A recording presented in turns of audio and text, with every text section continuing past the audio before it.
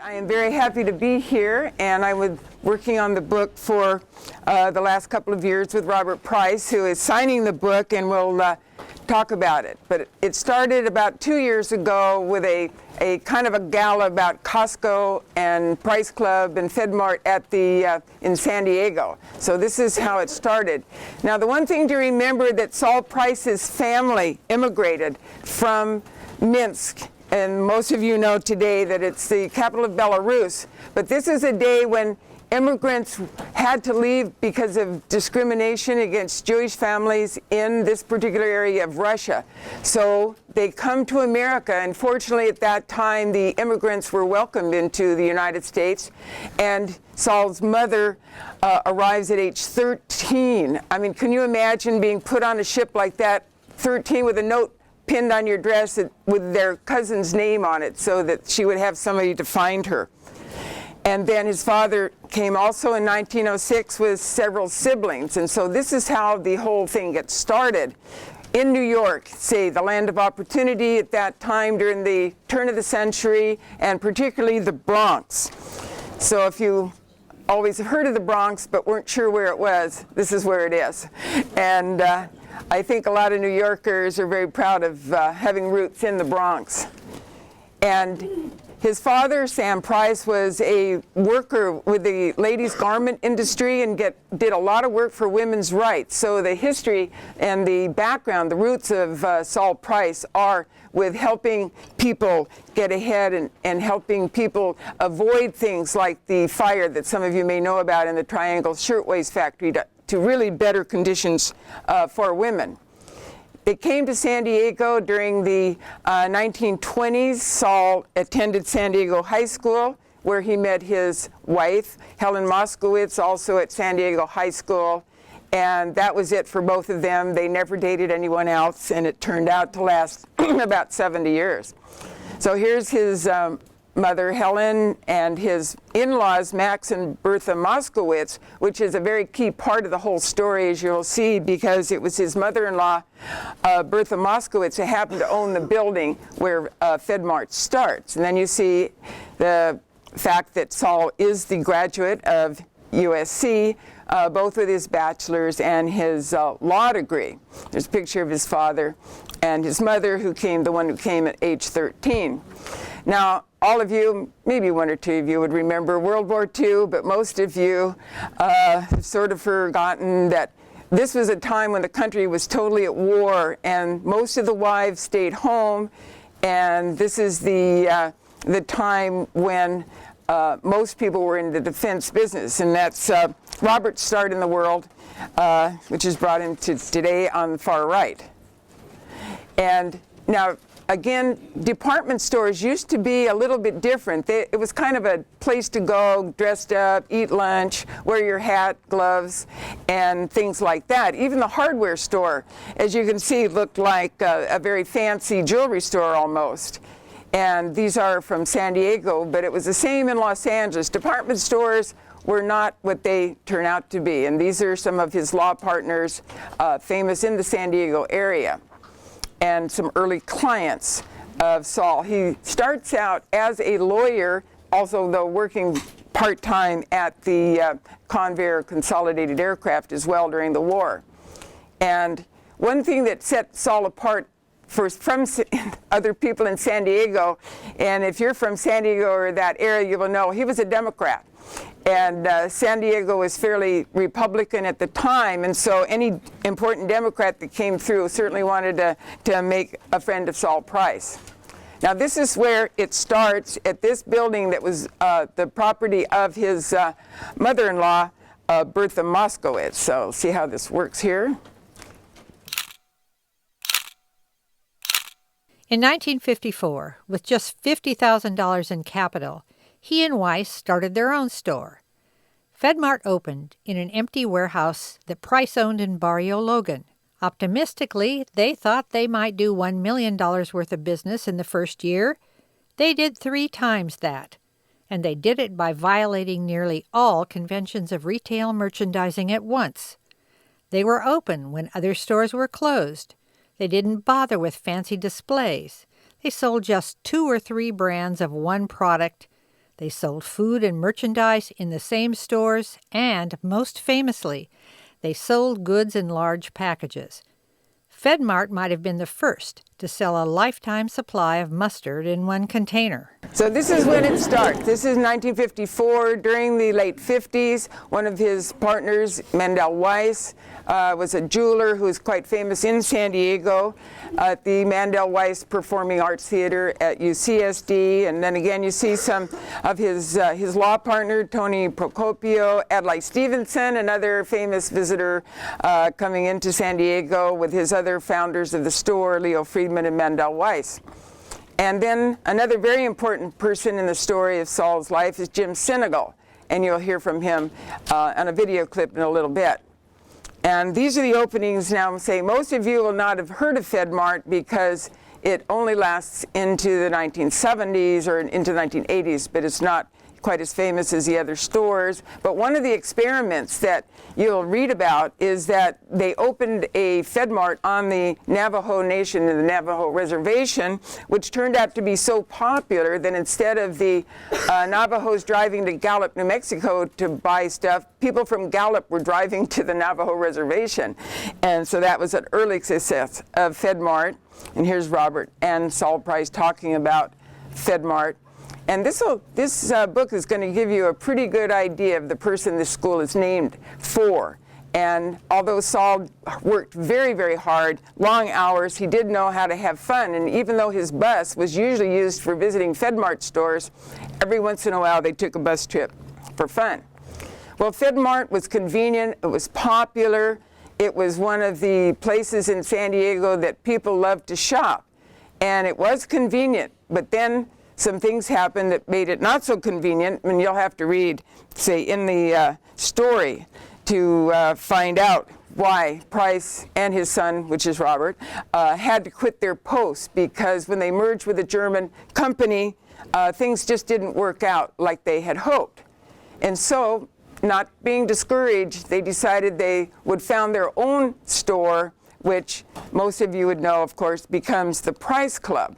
And one of Saul's close friends, Murray Gallinson, talks about the characteristics or the philosophy of Saul that made it so good for him to be in this kind of a business.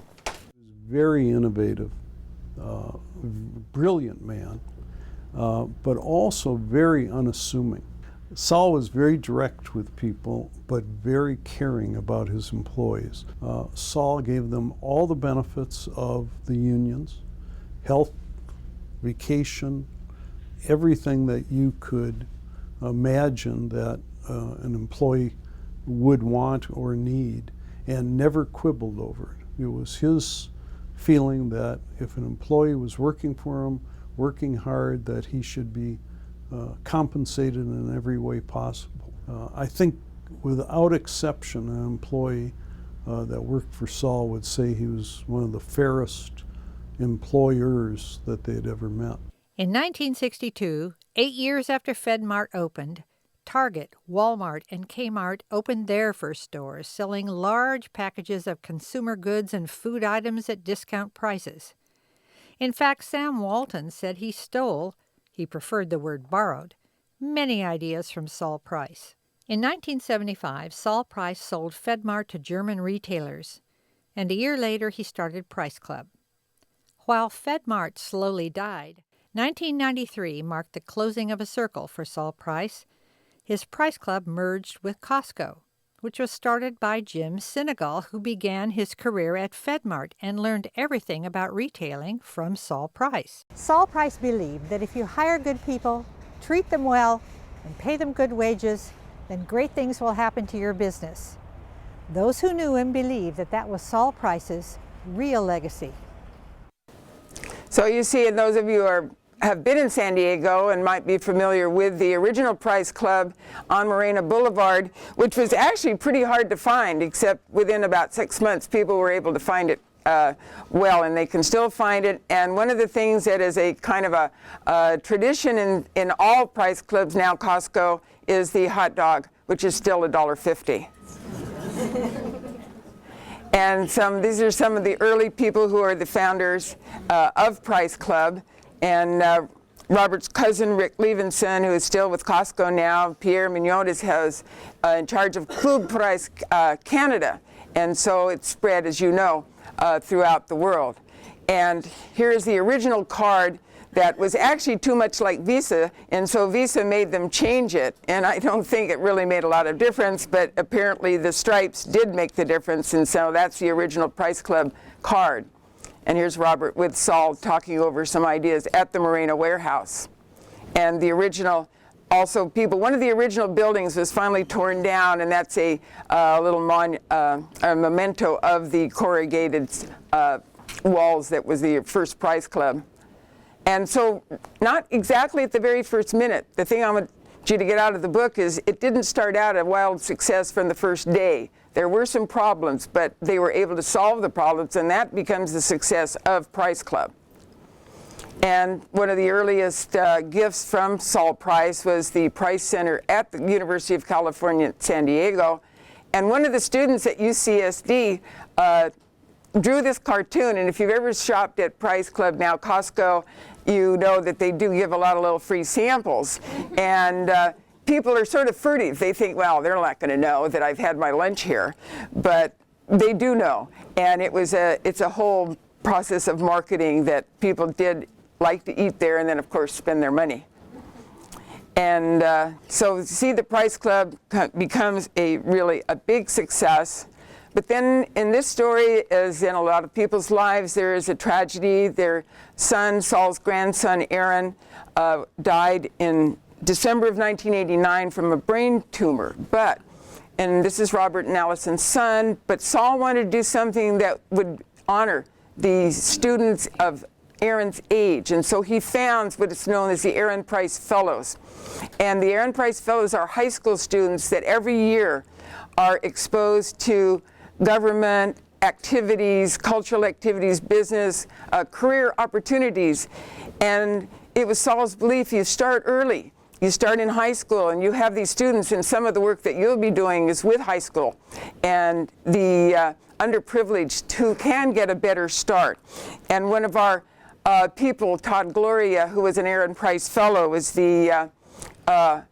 he is the president of the San Diego City Council at the present time. And this is our former mayor, Jerry Sanders, who is very proud of the Aaron Price Fellows program. And at the University of San Diego School of Law, we do have a chair in public interest law. We won't be competing with you, I don't think, as you probably figured I'm from the University of San Diego. But we're very happy that Saul could spread his money around to people that can do good for other people. His whole idea of making money was so that he could give it away, and he's done a very good job. He did a good job. Robert has carried on the tradition, and you obviously know that because you're here at the Saul Price School of Public Policy. Jeff Brotman and Jim Sinegal founded Costco in 1983, and eventually the merger with Costco takes place in 1993, and partly to relieve some of the burden of Costco from Robert and his family. But this was a very important merger in retailing, and is quite a history that you'll read about in the book of all of the things that goes into something like this. And as some of you may be business majors, you could learn a lot, I'll tell you. And so Costco indirectly involves from FedMart, and you saw the beginning of the FedMart story. And these are probably three of the most famous of the people who are involved in this. Robert, of course, Mitch Lynn, who's the CEO of the Moreno Boulevard Costco right now, and Jim Sinegal. And Jim Sinegal cannot be here, but I'll give you a little video clip, and talks about Saul. Hero. I mean, you know, we always felt that if we had Saul, we could beat anybody. There was just nobody that could beat us. I mean, the other guys may have had more money, and they may have had more stores, and they may have had more people, and they may have had more suppliers that were prepared to sell them, but we had Saul, and that was really meaningful. You know, great leaders always have some common traits. You know, they generally are great communicators and teachers. They're generally very smart. They almost always have motivational skills. They're creative sometimes. And really great leaders, capable leaders, generally have courage. Saul had an abundance of all of this. As a teacher and a communicator, you never, ever had to wonder what was on his mind. There was hardly an unexpressed thought. He would tell you simply and clearly, and as Sherry mentioned, with laser rapidity, what was on his mind and what he was thinking. And you better be paying attention to it. He expected us to comply. See, I want all of you who are going to school here to keep that in mind, so that you have to pay attention to what your professors are saying. So Costco is formed out of Price Club in Pentagon City in Virginia. It's very, very popular.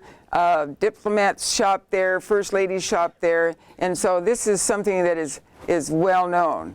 Now, an important chapter in the book is called Giving Back, and that's what I want you to pay particular attention to, because this is the City Heights project, and we'll have a video clip to show you a little bit about the project, and you'll have a very rare chance to hear Saul himself. Unlike many of his wealthy peers, Price created a charitable foundation committed to giving something back to the community. But no one knew whether he would use his philanthropy to direct millions of dollars towards City Heights. And he called me up one day, and you know, all he knew was Saul Price, the father of the Price Club, and he said, "I need to come down and talk to you for a couple of minutes." And it started a series of meetings with Saul, and a meeting with Saul never takes more than 5 minutes. But you know, Saul carried such clout in the community that we really couldn't refuse his offer to come meet with him. Plus, we knew he had a lot of money, so that obviously provided some incentive for us to participate. Now 87 years old, Saul Price has rarely been interviewed on camera. I decided that I wasn't going to be able to change the country, and I wasn't going to be able to change the state, and I'd come to the conclusion I wasn't even going to be able to change the city, so maybe I could change one little area. Saul Price formed an unusual partnership with another San Diegan. William Jones had been one of the youngest men ever elected to the San Diego City Council in 1982. He left that job to earn an MBA at Harvard. Price and Jones had first met when William Jones was still in high school.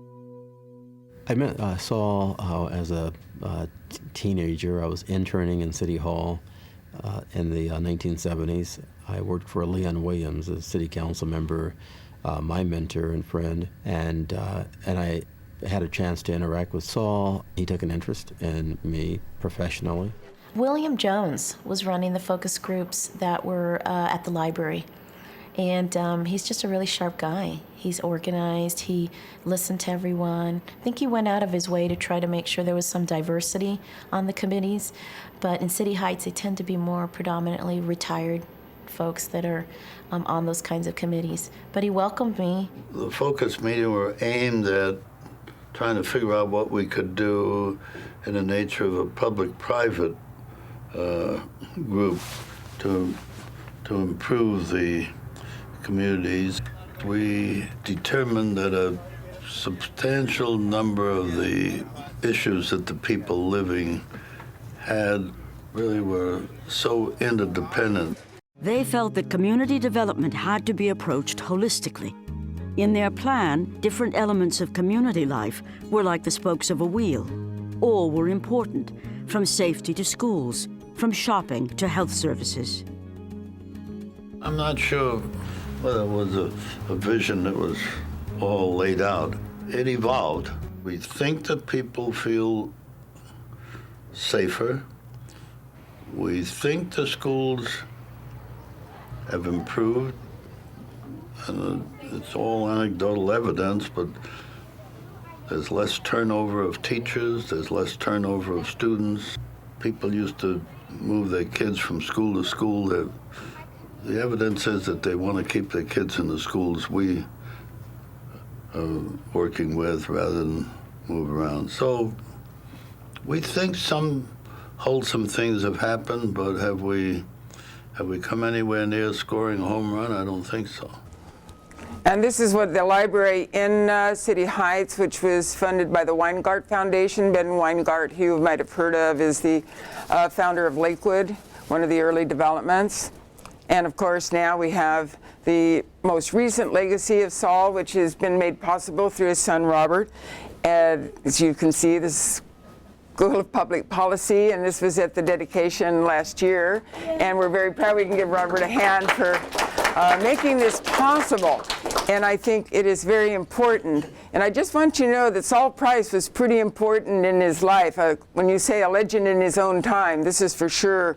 All the politicians, the Democrats, I would say, that even some Republicans, were very friendly with Saul. There's Governor Brown, Pat Brown, Jimmy Carter, Walter Mondale, and of course, good friend Bill Clinton.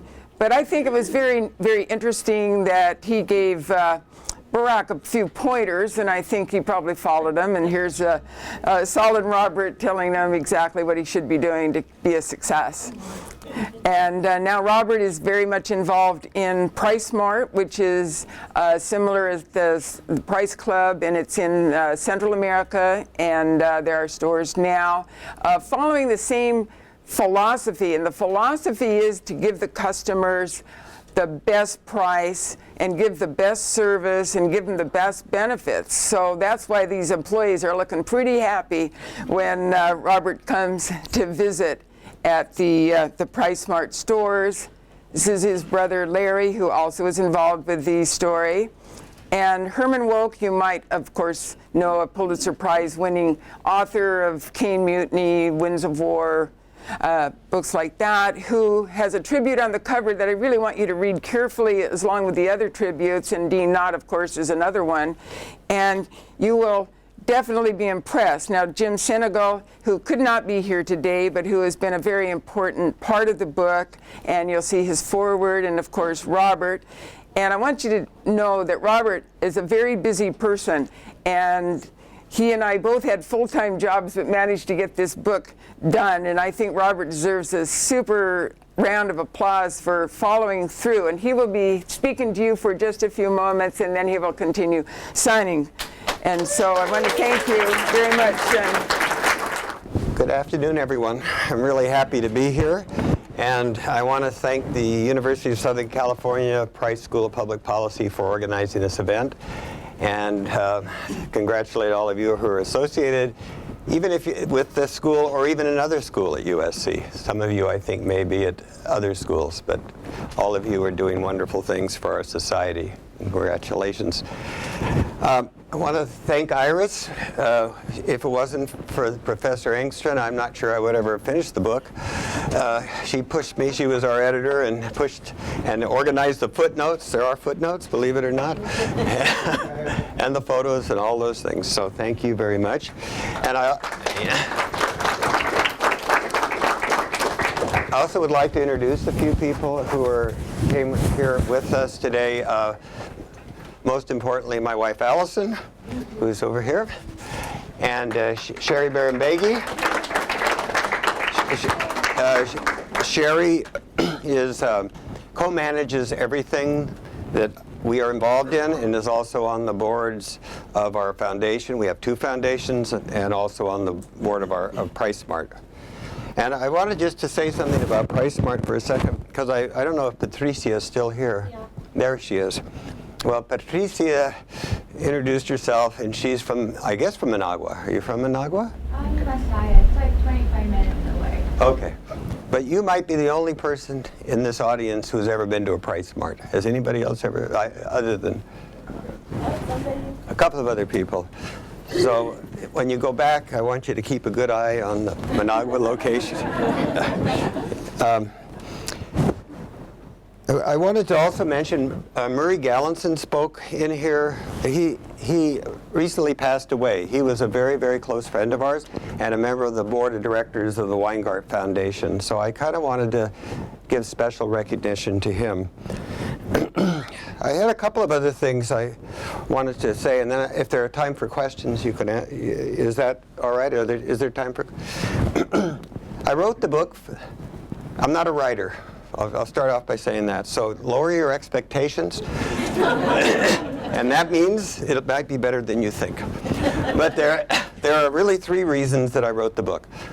Primary reason was for my family, my children and grandchildren, our children and grandchildren, as a way of conveying certain well, getting to know their grandfather and great-grandfather and what he did in his life.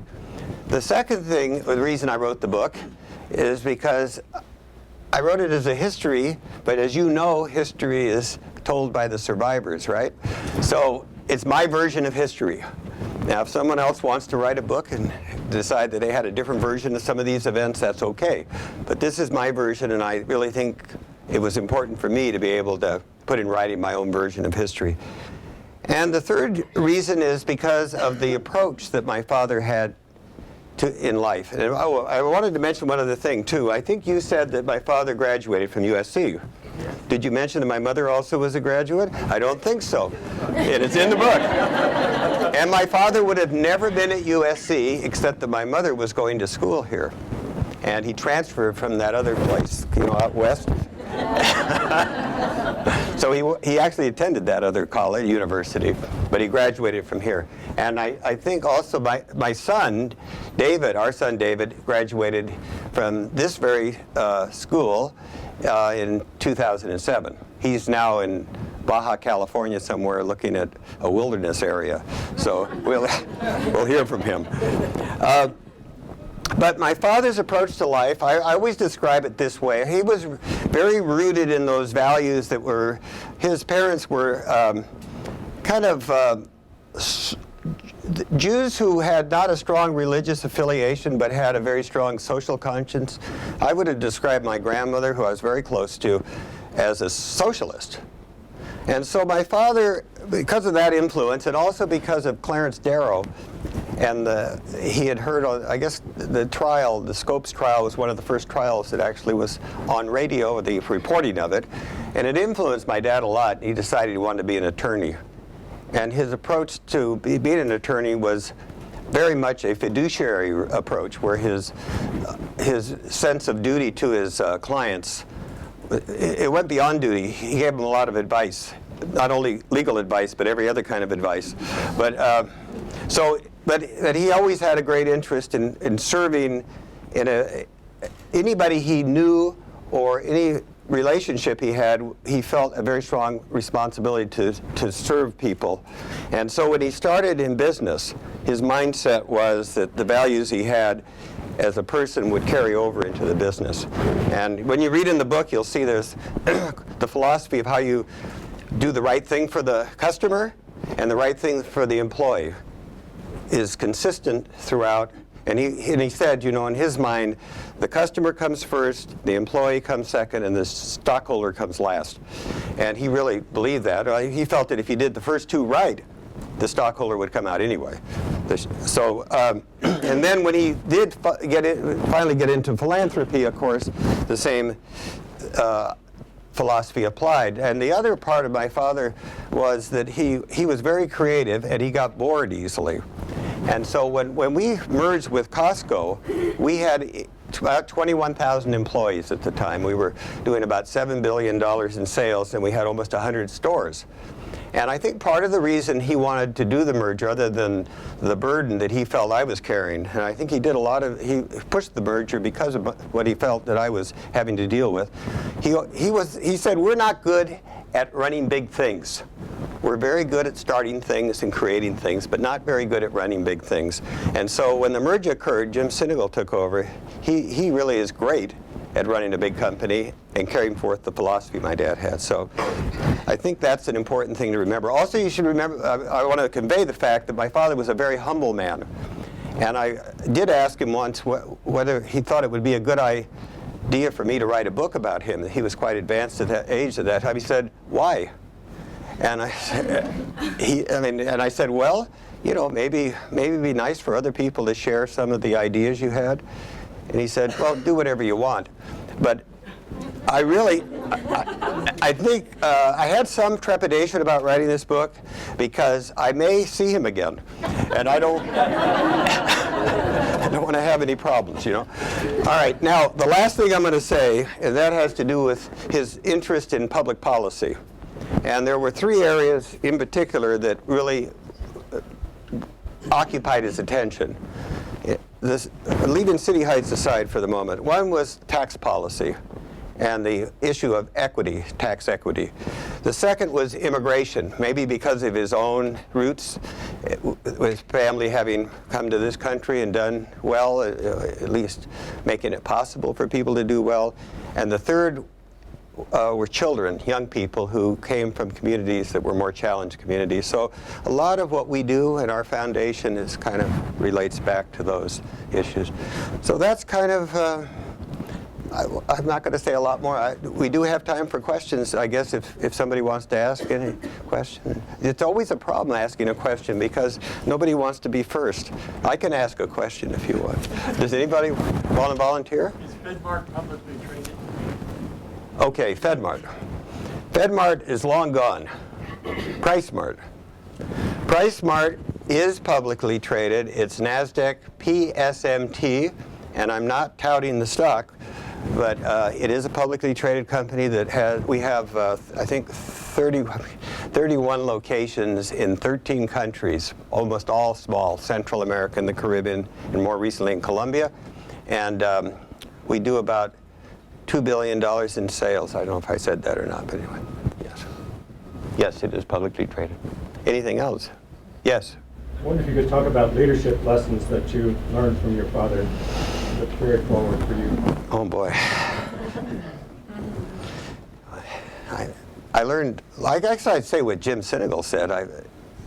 If someone asked the question, what did you learn about business and about doing your outside of family type life, I'd say I learned almost everything from my father. I think the part of the creative part, I think I picked up. I think I tend to be more oriented to creativity, but also the values probably are the most important thing I've learned, although my wife Allison says frequently that I'm, what is the word you use when I'm getting these messages from my father? Channeling. Yeah. She sees it in meetings. I think probably values, creativity, work ethic. My father, you know, during the war, he couldn't go in the Army in World War II because he had an eye that was, you know, it basically only saw out of one eye. And so he went to work. He was already a lawyer by then. He went to work at Consolidated Aircraft that was building the B-24s, you know, the flying coffins. Did any of you read the book of, what was the Louis Unbroken? Have any of you read the book? Well, anyway. But he would work in the morning practicing law. I think he would work from around 8 in the morning till 12, and then he would go to work at Consolidated Aircraft until 11 at night. And I think work ethic was really important, working hard, tenacity, not giving up, adversity, and there are two events that were really transformative. One is the fact that we got tossed out of FedMart, and we had to earn a living. And he just picked himself up and picked us up. We kept going. The other is what happened after our son died and the fact that he was able to keep us going and figure out a way to make a positive out of something that had been horrible. I'd say. I've got a question. Yes, sure.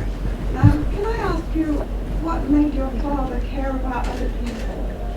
Oh, no, I think it was, well, some of these are kind of characteristics that may just be part of a person. I don't know. That part I can't explain. But I think he grew up in a community and with parents who were focused on caring about other people. I mean, my grandfather was one of the organizers of the International Lady Garment Workers Union. My grandmother, they both came from places where Jews had been persecuted, and those communities were very socially minded communities, and I think the next generation picked up on a lot of that. Their focus was much more on social action than on religion. There were other Jews who came who were maybe more focused on religion, but in that community, and I think my dad just absorbed it. He just absorbed it. Yes? I very much like the title of the book because we often don't think of revolutionaries as coming out of Greensboro. And I wonder when your father started the first FedMart, did he already have in mind that he wanted to change kind of business culture in this country, or the beginnings were a little more modest and he just sort of brought his core values into my father did not. My father was a lawyer for the people that started FedMart. And so he was part of the of the process. But my father did not start FedMart to become a retailer. He was drawn into it. He got excited about it. He thought it was a lot more exciting than practicing law. And so that's what happened. I don't think he had any intention initially of devoting his life to retailing. Yeah. Oh yeah, okay. All right, well, yes. Yeah, as an adult male, grown man when your father was alive, when you had discussions with him, were there any things about the business of retail that, as a loving father and son, you disagreed with, and how you managed that? We constantly disagreed. And my dad was a fairly imposing figure, so for most people who worked with my father, it wasn't easy to argue back. And I knew he wasn't going to fire me, so I really had... We had disagreements about things. I mean, you can ask my wife Allison how many times we were shouting at each other and, saying, well, and he got very frustrated with me. He said, I don't know what I'm going to do with you. But I was really the only one, in a way, who was willing to stand up because I felt secure, I could do it. Well, we disagreed about a lot. Yeah. Yes, sir. Robert, I knew your dad since the 70s, early 70s. Who? Me. Okay. You're how old? Leonard. Huh? I knew him since the 70s. 70s, okay. And there's an expression in Yiddish that I think very well fits your father. Okay. And you may know this expression. Yeah. He was a real mensch. Yeah. Yeah. A real mensch. Yeah.